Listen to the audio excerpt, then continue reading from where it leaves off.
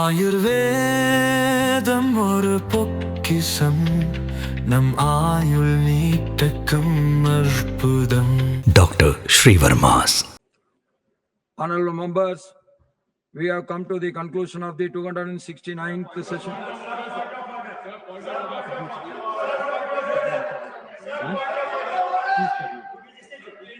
We have come to the conclusion of the 269th session of Rajya Sabha.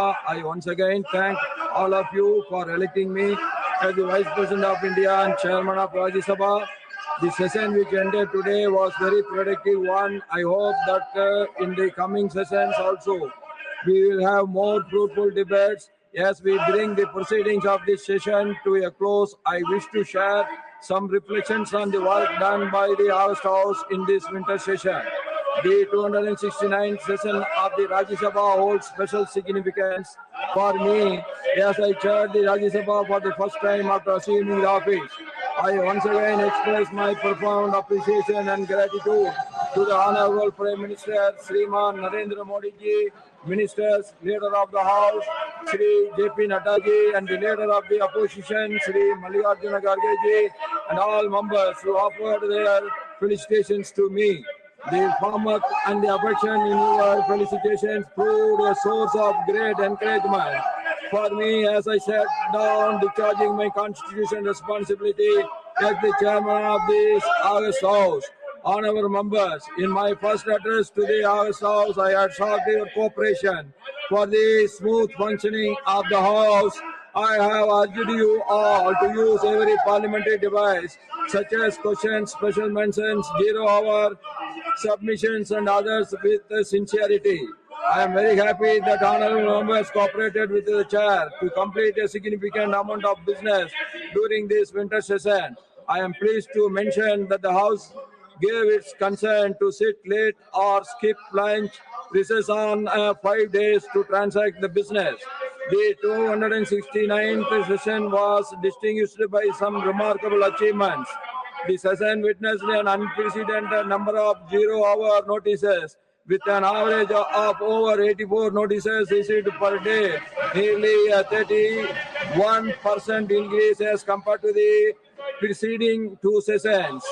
Further, the number of matters actually raised during 0 hours significantly surpassed the previous benchmarks, averaging more than 15 matters per day, nearly a 50% increase as compared to the preceding two sessions. We must keep up this good work, keeping in mind that the people of this great nation look up to us as custodians of democracy. Honorable members, you have all positively responded to my call to spend every day, every hour, every minute, every second of our time in the House to strengthen our democracy by meaningful debates and discussions. This session was marked by high-quality debates and discussions on the issues of historical and democratic significance. This House held a special commemorative discussion on the 150th anniversary of the national song Vande Mataram. The discussion spanned over 2 days with an impressive number of 82 members participating. The House also took up a discussion on the election reforms. 57 members shared their valuable insights on strengthening our democratic process over a period of 3 days.